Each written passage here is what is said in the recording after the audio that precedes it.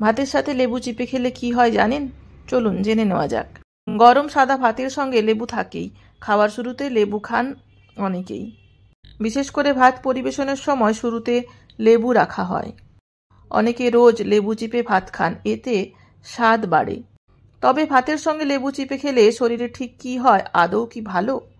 বিশেষজ্ঞদের মতে ভাতের সঙ্গে লেবু চিপে খেলে নানা উপকার পাওয়া যায়।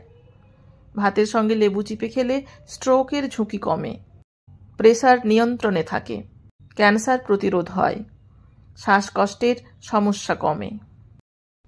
লেবু সম্পর্কিত এই তথ্য কি আপনাদের জানা ছিল? অবশ্যই কমেন্ট করে জানাবেন। ভিডিওটি কেমন লাগলো সেটা জানাতে ভুলবেন না।